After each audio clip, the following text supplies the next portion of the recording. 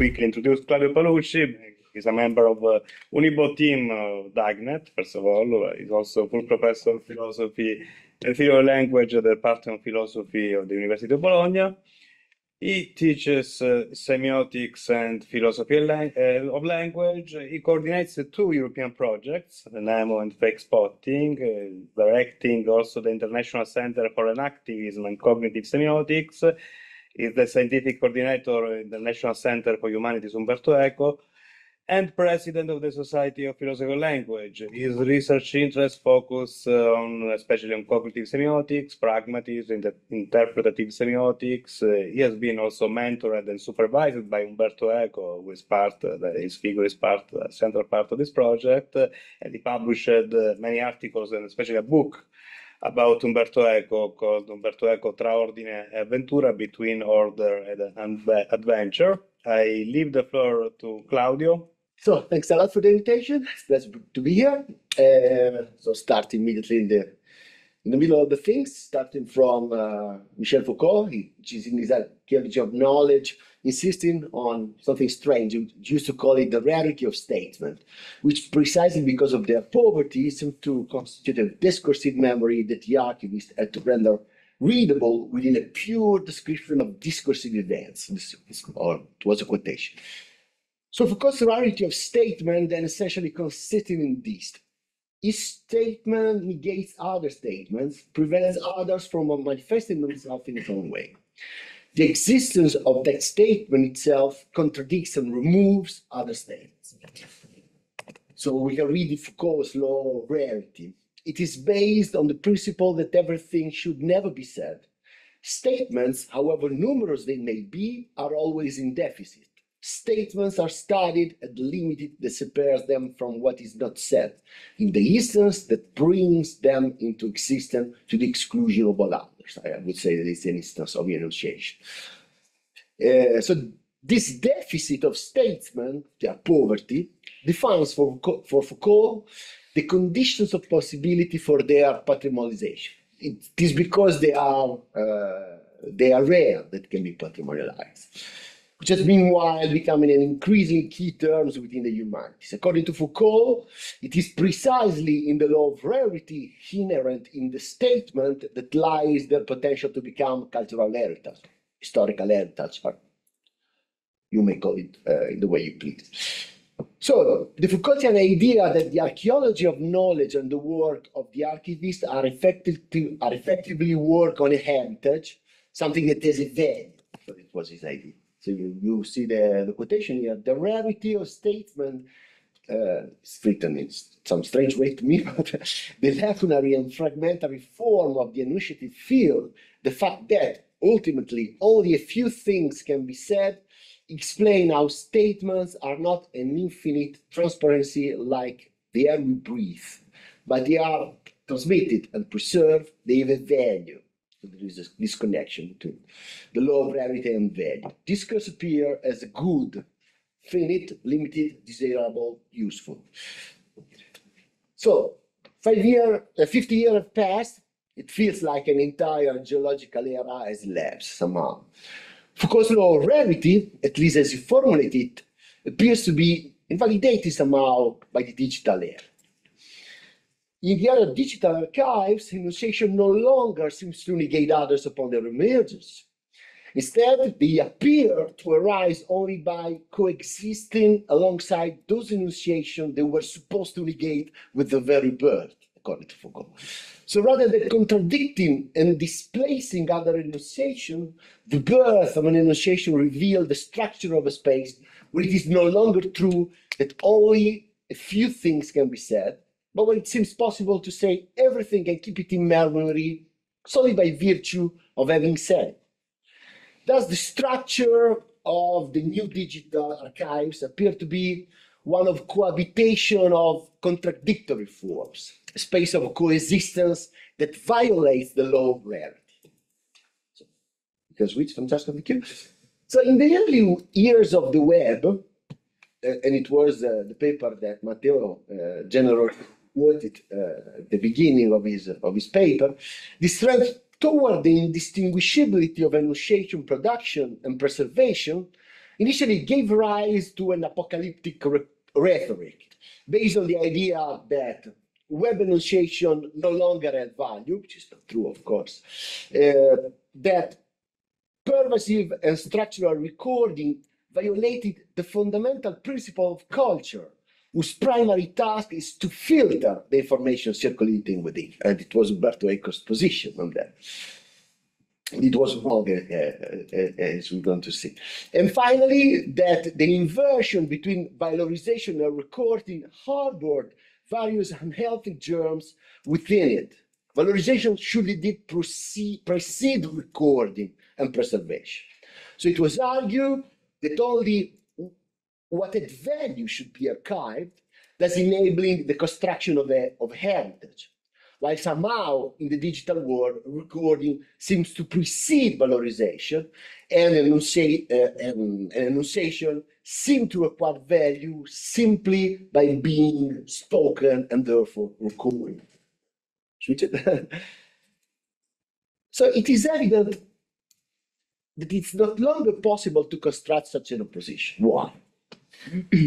For instance, in a book in which he attempts to shed light on the relationship between the digital, the capitalization, and the production of enunciations, Marisa Ferraris demonstrated how recording everything constitutes, in contemporary societies, precisely the condition of possibility for every valorization and capitalization procedure.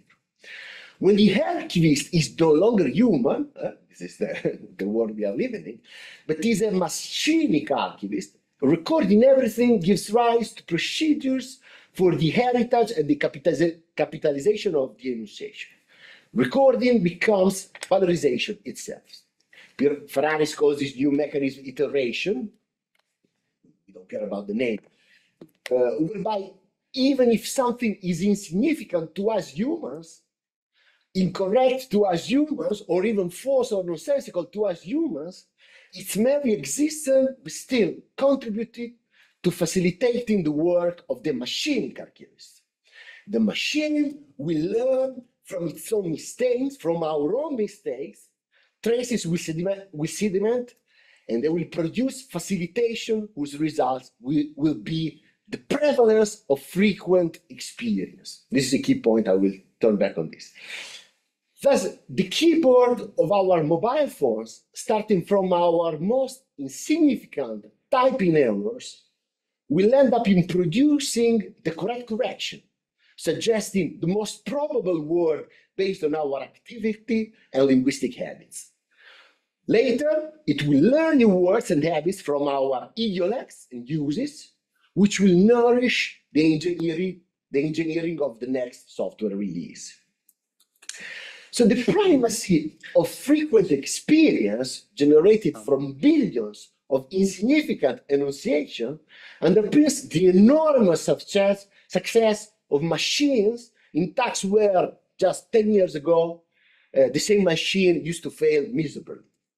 An extraordinary semiolinguistic example is that of automatic translation. Eco, in his books on translation, for instance, showed how 20 years ago, Alta Vista, which is now Yahoo automatic translator, rendered studies in the logic of Sachan Peirce, for the Italians was studi nella logica delle sabbiatrici Peirce nel Charles, something like studies in the logic of sunblasters Peirce in Charles. The Alta Vista translation obviously did not know the American philosopher Charles Sanders Peirce, but interpreted Sander as sunblaster, Peirce as the brand of the sunblasters, and Charles as the area in the Massachusetts where Peirce sunblasters were produced. So, for years, semioticians, including myself, had argued that this happened because the automatic translator operated on the basis of the wrong semantic theory, referentialistic, semasiological type semantic theory. However, although this was true, the extraordinary progress we have witnessed in the field of automatic translation and many other fields stem not at all from the change in the translation theory employed. Right? The engineers simply ignored us. Semantics underlying machine or the semantic that was underlying the machinic translation, or the features solved by the software. On the contrary, the machine has managed to improve itself based on the corpus of enunciation it knows it has at disposal. Indeed, automatic translation seems to be an excellent example of how the production of the enunciation itself generates value, even if they are wrong, and effect it has within the new digital accounts. So you may know that the emergence of even more extraordinary tools like ChatGPT show this even more clear. So you have. I just have you go on. Yeah. Anna Maria said that. Maybe it's your computer. It's a personal issue with me. Yes. Now? Okay, so you can switch to the other one. Yeah. The basic idea, the things that That's okay, Anna. for us. Thank you. Okay, so the digital transformation, so this is a point, now I'm going to build on this, operates a profound modification primarily in the idea of heritage, which in Foucault was immediately linked to the law of values, it means to the value of the atoms. Things now assume value simply by virtue of being said, since it is the act of being said itself to render them accountable, memorable, and capable of becoming heritage for someone or something. So I would say in our era, existence, value, and heritage collapse. When the activist is machinic, the three are all the same. And this goes maybe in the direction of what Francesco was telling in the morning. So, if cataloging and hierarchizing information seeks to valorize almost exclusively the prevalence of a frequency experience somehow, there is, however, at least another extremely interesting model that is equal present in our contemporary societies, and indeed is central to many structures connected to the archive and the catalog. Switch. No, it was. History of Beauty, Umberto Eco. No, it was the one before. It was the slide before. This one? Okay. No. No. Where are we? Here. Okay. This is So the next one, maybe. So precisely because we no, go to the next one. Okay. Precisely because we live in a time that is based on the cohabitation of contradictions, I'm interested in taking up this alternative model here to discuss and to give an account of it.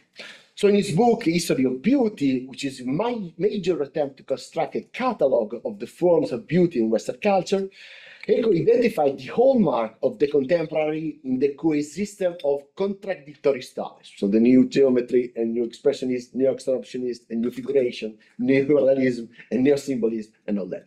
So in short, styles that only a few decades ago succeeded each other in time and mutually excluded each other, now coexist in the space of the contemporary encyclopedia, as he used to call it.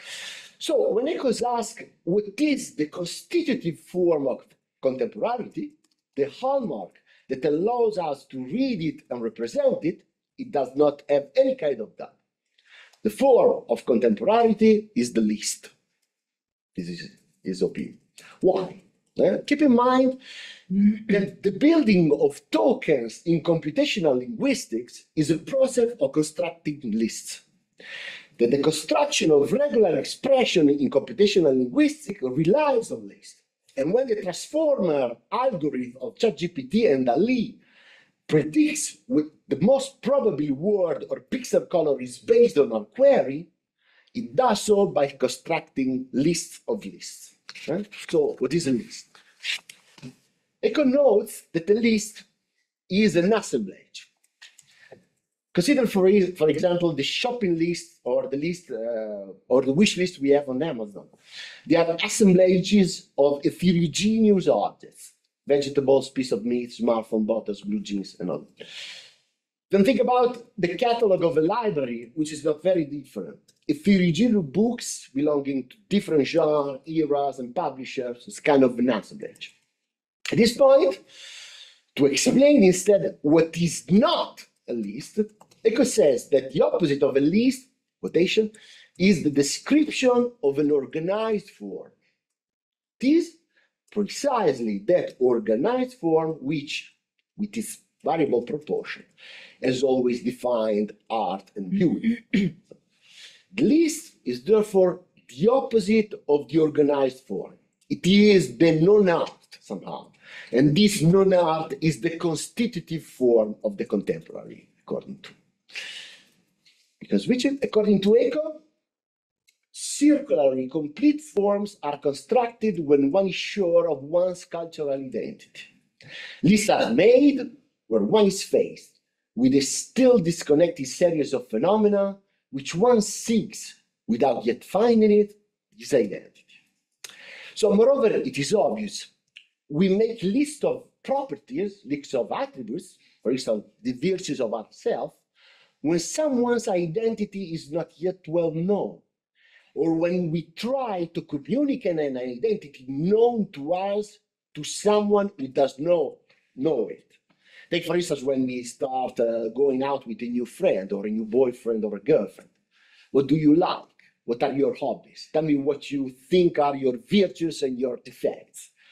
The list is the known form, the anti-form through which we try to achieve identity. The known form through which we try to achieve form somehow. Because which is, if you're in Italy and search on Google how to date on Tinder, which is the thing that you always do, I know that you do, you will see that the list appear. And within this list, you find a tutorial, itself made in the form of a list, which has millions of viewers and referrals, and which, therefore, is, as we know, very high in all Google searches, despite of being really outdated. So this tutorial, you can switch, Francesco, is also structured like a highly grammaticalized list. Right? So in this list, at some point, the tutorial says something very interesting. It's a quotation. Girls, this is a tutorial written by a guy for other guys, don't ask me why, are not like us. They have a different identity. It is not enough for them to have nice photos. The most important thing is the profile description, something that speaks about yourself. So how do you make this profile description that speaks about yourself? Your next slide.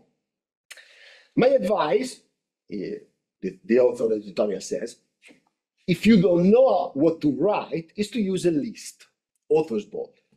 A simple list of hobby, passions, and facts about yourself. Maybe with emojis next to make them less flat, an initial joke to show that you can formally correlate sentences. For instance, medical students love penguins, basketball, 1.85 meters. Yes, you can wear ears. You know that you can read on your own. So this is the list that he has on his Tinder profile. And it is evident how through this list, through this assemblage of heterogeneous things, basketball, penguins, salsa, and balloons, we see something about it. We certainly do not understand the complete form and identity, but we at least have a taste of how we could be and how we would like us to think is. Our culture then has exactly this form. Precisely because it is defined by the assemblage of heterogeneous and contradictory things that coexist rather than oppose, it is a culture that is not sure of its own identity. Therefore, according to Eco, its constitutive form is the list, the catalogue or the roster. Next slide. So Eco suggests that every experiment of assembling heterogeneous things belongs to the tradition of the list. That's a very important idea. But also notes that the list can take two forms. It can be the list of the heterogeneous or the list of the identical. And the list that characterize our culture are list of the heterogeneous, as the one on Tinder, basketball, penguins, salsa, and balloons. To understand this difference, we can compare, as a conclusion, the art of Andy Warhol with the art of perhaps one of Umberto Eco's favorite artists, namely Fernandez Armand, the representative of Nouveau Realism. I think you may know it. There is a vast difference between Warhol and Armand. In Warhol, there is indeed the replication of the identical object, not the list, but the series of identical ones that only change in the flavor of the soup. Soups are interchangeable and substitutable according to the whim of the moment. In Warhol's world, there is a place. What is at play is art losing the aura of uniqueness, especially in a time where the artist acknowledges his loss of the monopoly of images and the creation of the beauty. Warhol sees the artist already as an anti-creator to the extent that what he exhibits is a serial beauty, already prepared and created by others, not by himself. As Eco states, as quotation, the objects are extracted from a series of already predisposed to serial inclusion. You can now switch to Armand. Francesca, thanks a lot, and sorry for, for that. There is another quotation. These are the forks. These are forks. No, just stay in there. Yeah. Okay, so no. There you go. Now that we have seen it, you can just go to the quotation by Eco. So Eco suggests that Armand, on the other hand, presents a completely different scenario compared to Warhol's one. Eco suggests that similarly Armand creates assemblage of identical things, something like utensils, saxophones, brushes, and so forth. His works are catalog of identical or nearly identical items, is quotation by Diego. However, it is nearly that renders his catalogs mysterious and revelatory, because they show us that even within the same, many forks, many classes, there exists a catalog of different things. In the frenzied yet secretly highly regulated play of his assemblages, where each object, due to a tilt, a deviation in balance, a minimal rotation, distinguishes itself from its brethren, Armand reveals to us the triumph of the heterogeneous, for which the rule is unknown except the one he established on his own.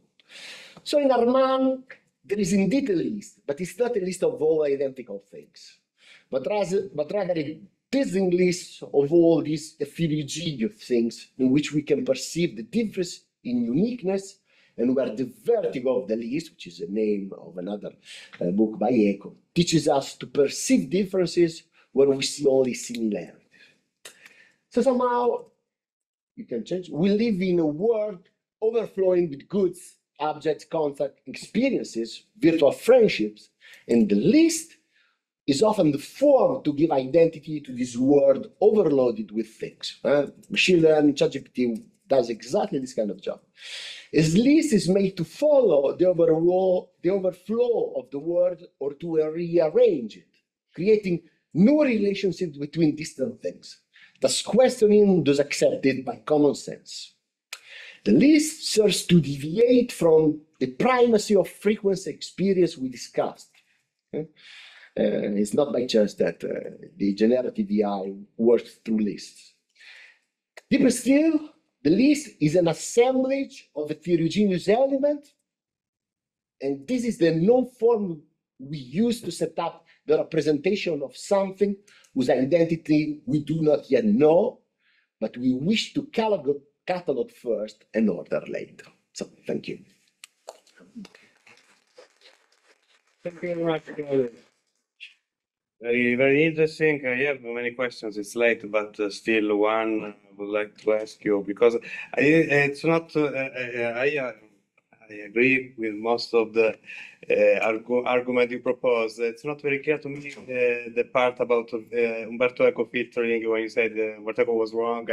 I think that filtering is not in contradiction with a paradigm of abundancy, because it's the example we quoted before, the island picture. There are thousands of pictures, and then one, the other are filtered.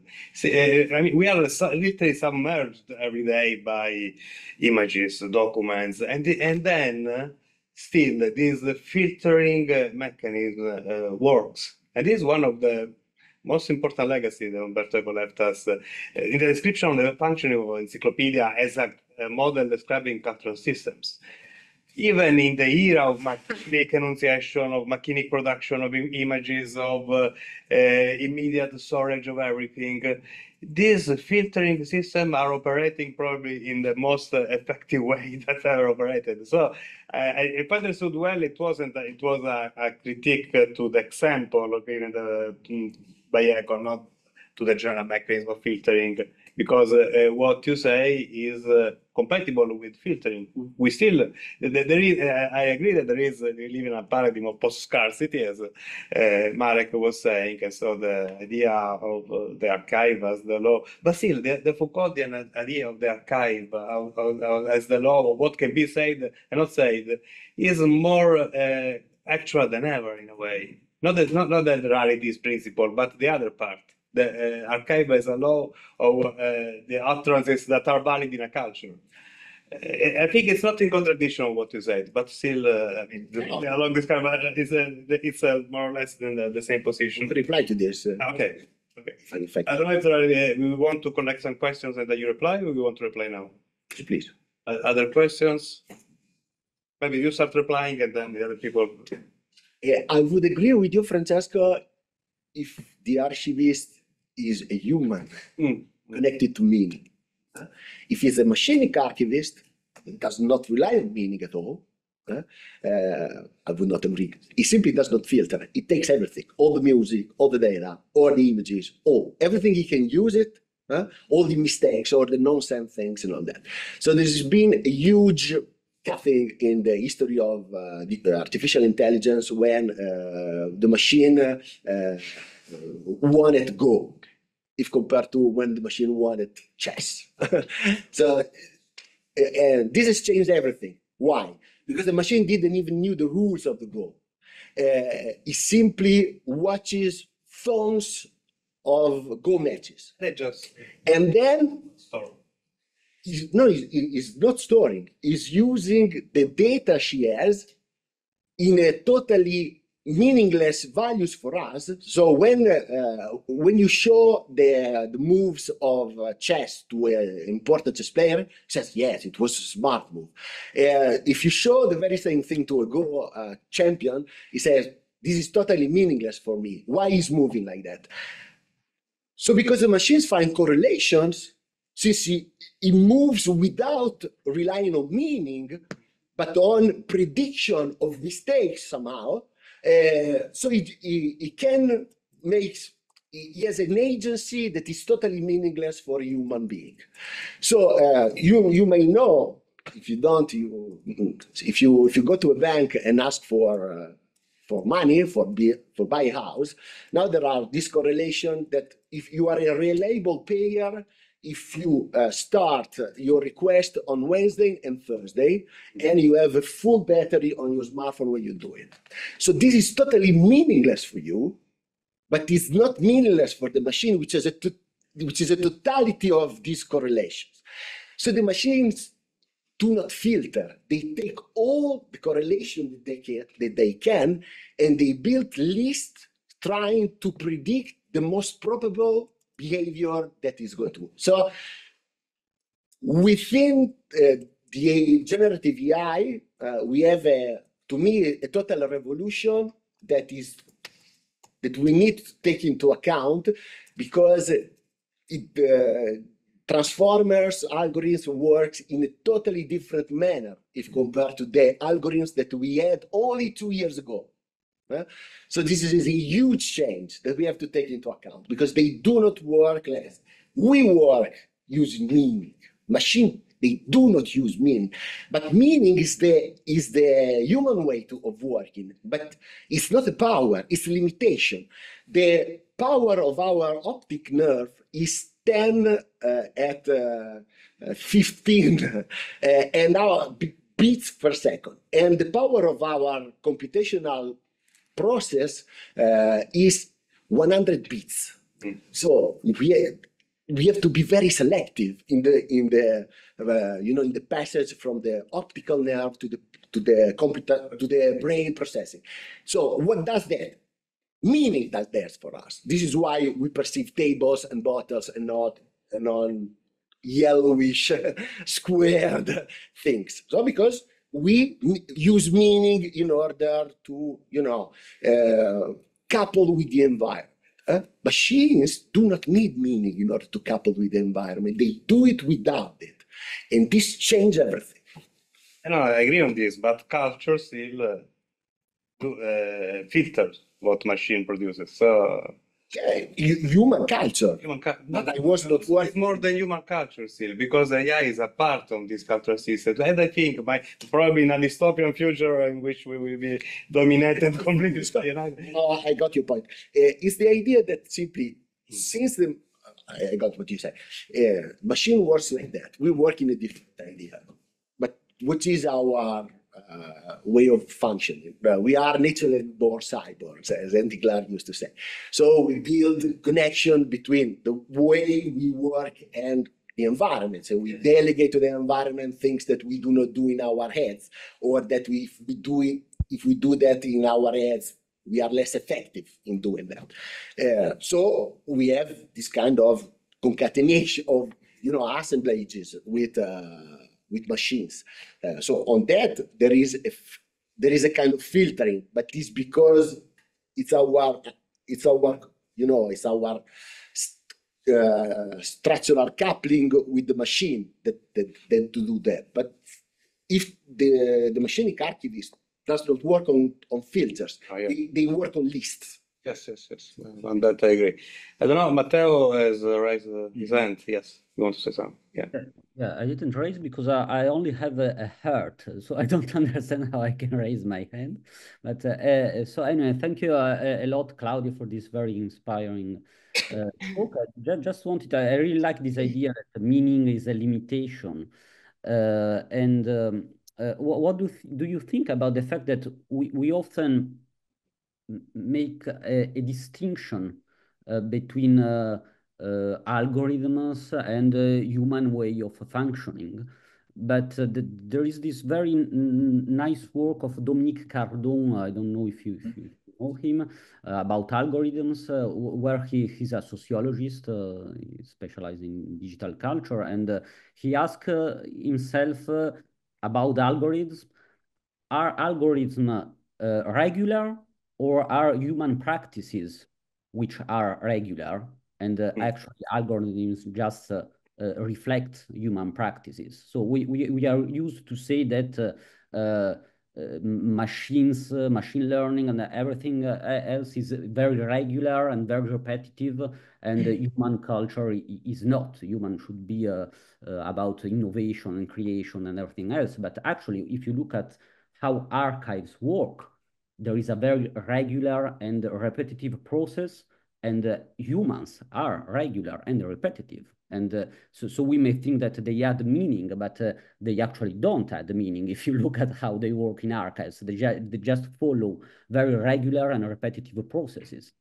I mean, repetition and regularity are an industrial incitation that comes from society and not from machines. What do you think about? I'm totally with you. I think since we are working on creativity, I think that creativity, there is, for instance, in our culture, there is this stereotype that is connected to deviant thinking, lateral thinking, all that. But if you look at the data, you see that in the activity of every author that is being considered creative somehow, the works that have been considered creative, if compared to others that have not been considered creative, are always produced when that author used to work a lot. So that means, so this is a real pattern that you can see almost everywhere. So that means that creativity is a regular part of the work and not the deviant form of it. There is the stereotypes. If you see, for instance, if you see a beautiful mind, no, and you see that you have this idea of creativity where you used to write theorems in the window while having hallucination. But we know very well that Nash won his Nobel Prize for the things he has thought when he was young and he was healthy. When schizophrenia and the way of deviant thinking arrived to him, he could not even work. He didn't even produce anything. So this is the very same thing for Artaud. This is the very same thing for Ligabue and all that. So we have these kind of stereotypes in our culture that connects creativity to irregularity and other things. This is totally false. It's totally false. Daniele, that's question, then we go to lunch. Yeah, thank you very much. Very fascinating ideas for me. But I wanted to ask two things. One, if I understand well, so for you, is this jump is merely quantitative. So I mean that the machine has so access to so much data, and that's why and computational power. So that's why they can do better. So is it like this approximately? I don't know. I would say that 3 years ago something happened. They didn't even perceive it, since it was discovered by Google and bought by another company, as you know. So they had a lot of money. So starting from there, if you study that, I'm writing a book on that. So if you study deep that, you see that all the things that we have written on artificial intelligence and machine learning, they do not work anymore. Starting from that, what's the difference? Before, we used to try to build an AI that was supposed to work like us somehow. So there was the idea that they had to make the text that we do. So a translation, a good translation, like a human translator. No. The idea is that machine works totally different. It does totally different things. No, I agree that the meaning is the main issue here. Yeah. And they don't need really. And I like very much meaning is a kind of. This depends the idea of meaning that you have. The efficiency of. Since we have a structuralistic semiotic idea of meaning connected to a signifier, to the plane of expression, so this does not work anymore. So because this brings you to say stupid things like the machine does not do. Machines do not rely on meaning. But this is because they work on the plane of expression. This is because you have this kind of idea. But if you have for instance, an idea of meaning connected to the idea of value, if you have an inactivist idea of meaning, that means that meaning is the way you cut your environment in order to couple with it. So the machines do that. They couple their environment somehow. And why they couple? Why they cut it? This cut is a filtering. No, it's the construction of list that predicts the most the token that they have to. Very convenient. There is an agency that they want there. Very last and short. If we bring Lotman into the picture, so his idea was very clear that it's what distinguishes algorithms from human reasoning or from human activities is unpredictability. So you think that this is also disappearing? So the algorithm also become kind of unpredictable. I don't know if I have to confess, Francesco, don't tell it Bologna. In Bologna we have to record it, Claudio. I have to tell you. No, I cannot tell. It's not that part, but we are obliged to make safety. No, if a fire arrives. Pretty class. We used to do that. The machine used to tell his own things, and then there are there are this question. What I did is to copy the question to ChatGPT and just make them and then get the answer. I didn't think about that. I will do. I will follow your. To tell to our PhD students how to do that. Yeah. But did you read the answers? No. It's going to be fired. Let's care about that because I perfectly knew that our university is not in line with that. So if I have to follow the safety rules, I cannot go to work because I have to. But what's the idea? You get something like 80% of the things, and then he hallucinates things. He thinks that you don't even understand why he replies in such a stupid way to a stupid question that I could. There is a lot of papers on the hallucinations that GPT has. For instance, we are all semioticians, you know, a very important semiotician that is called François Rastier. According to ChatGPT, he's dead. And he's really convinced, and it gives you some nice details about the death of Rastier. Rastier in the seminary of Greimas in Paris, he made a paper on his death, according to ChatGPT. So, why? So this is a nice place to stay.